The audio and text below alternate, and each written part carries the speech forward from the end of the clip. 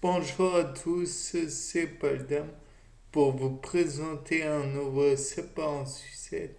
Et aujourd'hui, je me suis dit peut-être que comme il existe divers enzymes qui favorisent la dégradation d'éléments cellulaires, peut-être qu'il y a des enzymes qui pourraient permettre l'apoptose d'une cellule.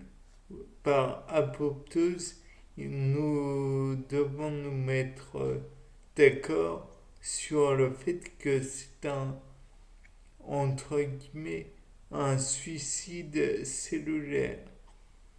Donc, peut-être que certaines enzymes peuvent entrer en action dans le cas présent. D'ailleurs, j'imagine très bien des enzymes qui, comment dire, qui permettent, qui dégradent la paroi cellulaire et qui permettent l'hydrolyse de la cellule. Et bien dans le cas présent, j'imagine qu'il est possible de les, comment dire, de les solliciter sur commande via des sons.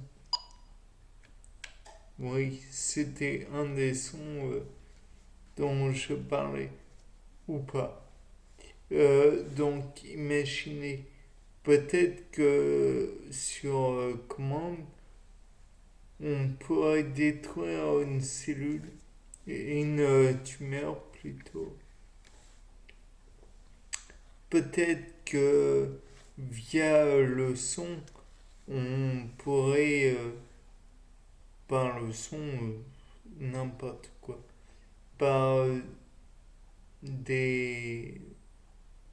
Oula, moi je suis un peu fatigué, désolé.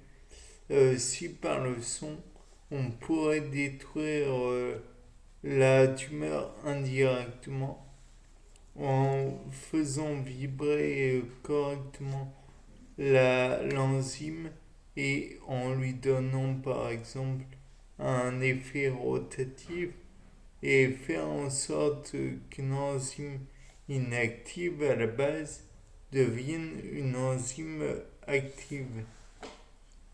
Par exemple, nous connaissons par exemple qu'est-ce qu'il y a comme le trypsinogène qui devient de la trypsine.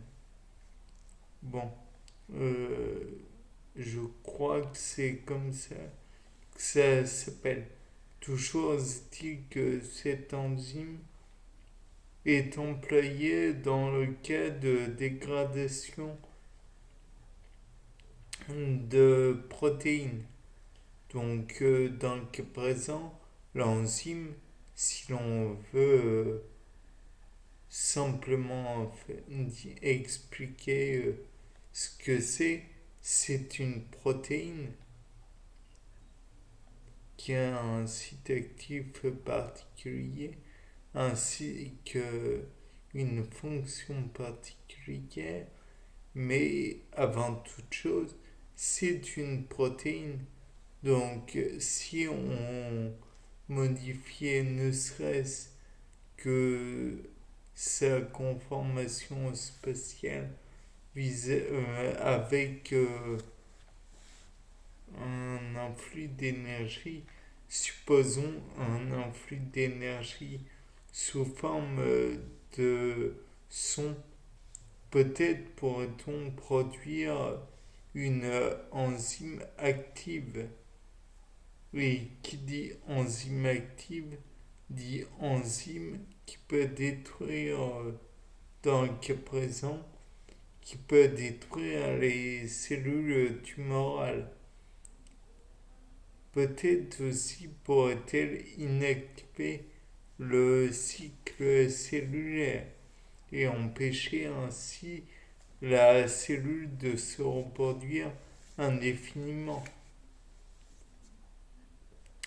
Peut-être pourrait-elle produire aussi une cellule qui qui pourrait produire par elle-même son élément, on va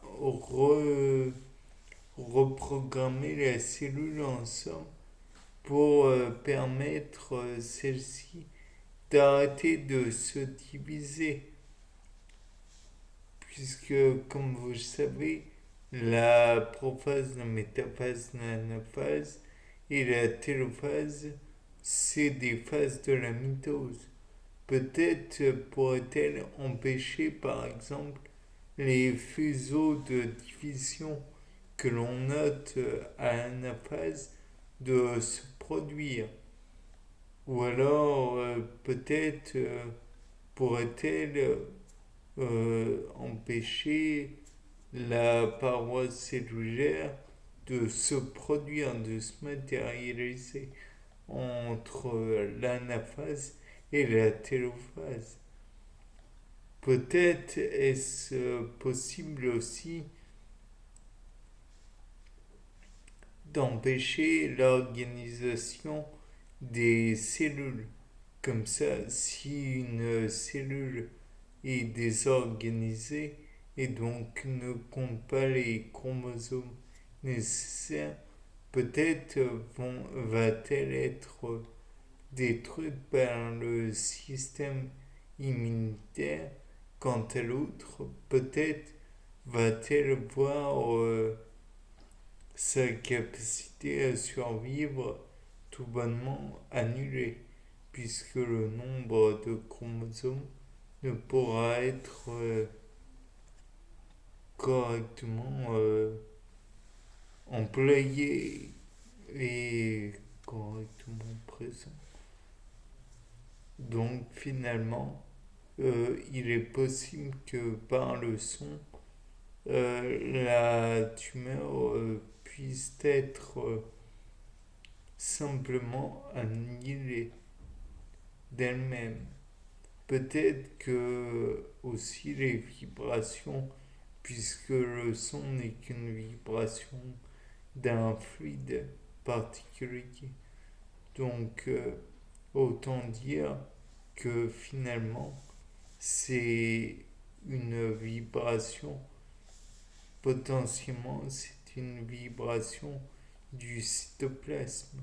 Peut-être aussi se pourrait-il que le cytoplasme soit mis trop en chamboulement, enfin, soit parcouru de trop de vibrations pour permettre la formation d'un cytosquelette et donc que les organites présents dans la cellule